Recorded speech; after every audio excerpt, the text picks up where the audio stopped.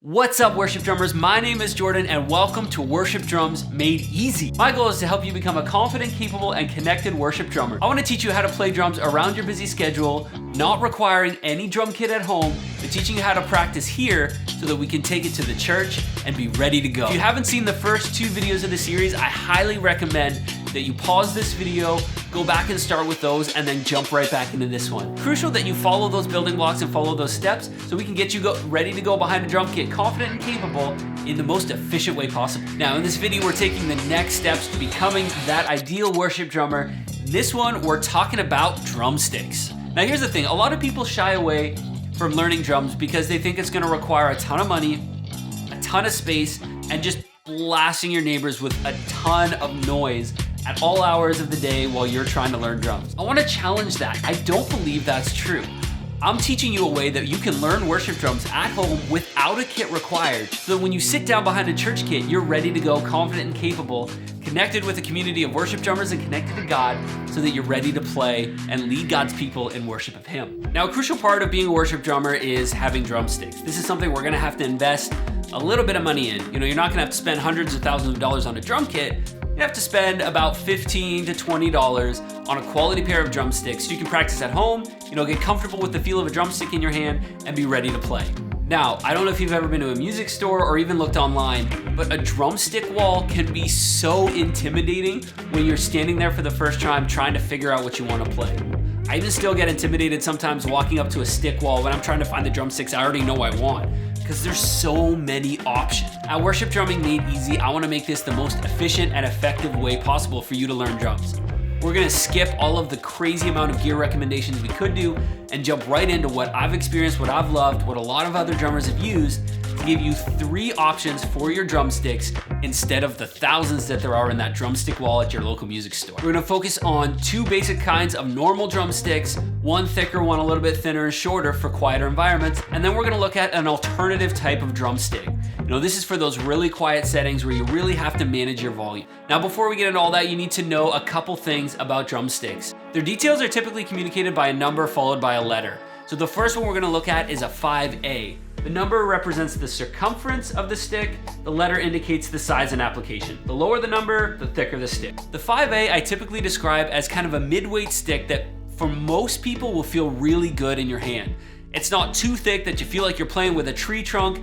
It's not too thin that you feel like you're playing with a toothpick and you're just trying not to break them the whole time. It generally has a good bounce and response and typically won't lead to hand cramps because of a wrong size. Now, as a caveat, this is gonna be a little bit different for everybody. I'm basing this off of basically the general hand size of most people. If you're a guy with larger hands, you might need to size up to a heavier drumstick because it might feel too much like a toothpick. If you're somebody with smaller hands, playing something like a 5A might be too heavy, and that's totally okay. I'm gonna have another recommendation for those smaller sticks, but I'm gonna recommend the ProMark TX 5AW. Now, I'm not sponsored by ProMark, but I've loved their sticks and playing them over the years. They generally tend to last quite a long time without chipping, fracturing, or breaking a lot. The tip of the drumstick generally stays in pretty good shape. Now, if the tip breaks down too much on you, you're gonna have to work a lot harder to play the drums because it's not gonna bounce up as much. So the tip of the drumstick staying in good shape is super helpful. As a general rule, I like to avoid the nylon or plastic tips.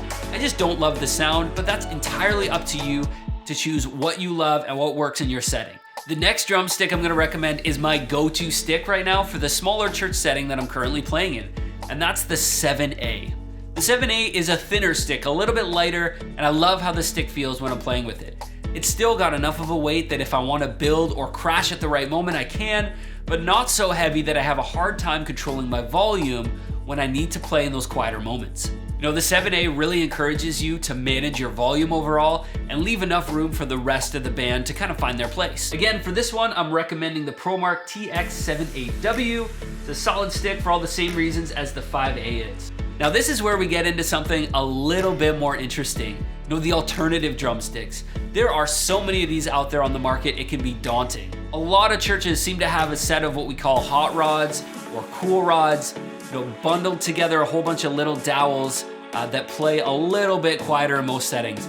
As a worship drummer first starting out, I hated these. I used to break them and chew through them because I'd try to play them like I would a normal drumstick, and all the little dowel pieces would break by the time I'm done a drum set.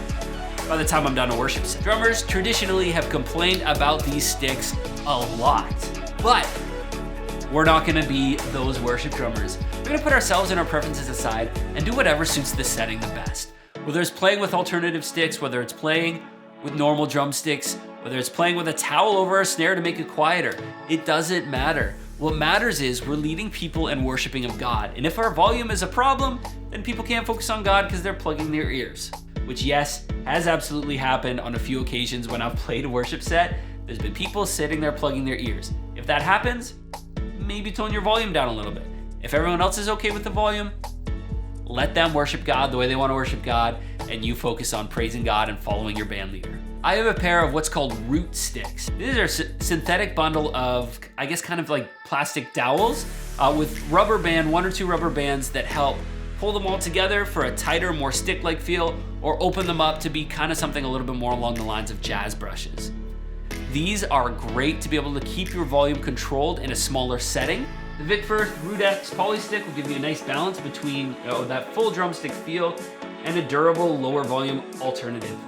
Now guys, I'm gonna recommend that you practice with your real drumsticks as well as your alternative drumsticks when you're sitting at home playing around. Because if you only play with your drumsticks when you sit down with something that responds a little bit different, it's gonna mess up your mechanics a little bit. But if you only practice with the root sticks when you finally get to play a kit with real drumsticks, it's gonna feel a little bit odd and really bouncy. I recommend that you practice with both, get comfortable with both drumsticks in your hands so that you're ready, confident, and capable as a worship drummer. Now, I cannot stress this next part enough. Whatever drumstick you choose, your grip and your technique is gonna be so crucial. Trust me, you're gonna wanna watch this video. I spent years of playing drums with terrible technique and ended up with sore wrists, elbows, and arms, and I wasn't able to play songs nearly as well or for nearly as long because my technique was just garbage. Having proper technique, a proper grip is so crucial, and you're gonna wanna check out that video for it. So that's it, guys. I recommend buying a pair of drumsticks and drumming on everything. Well, everything that you're not gonna break.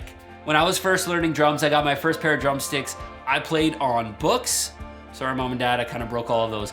I played on pots and pans, which my neighbors probably didn't love. I played on pillows, which, although it doesn't bounce as much, it's really good for learning your technique. I played on everything. Now I'm gonna encourage you, practice that basic rock beat that you learned in the first video now with your drumsticks so you can get a feel for what they're like in your hand. Watch the technique video and hit that subscribe button so you're caught up on all the videos I'm bringing out for you on worship drumming made easy. I hope you liked this video. If you did, give it a thumbs up. It helps other people know that we're out here as a worship drumming community. And of course, leave a comment below about what drumsticks you're choosing and how stoked you are to be a part of the worship drumming community so that we can all stay connected and celebrate together. And I will see you in the next one.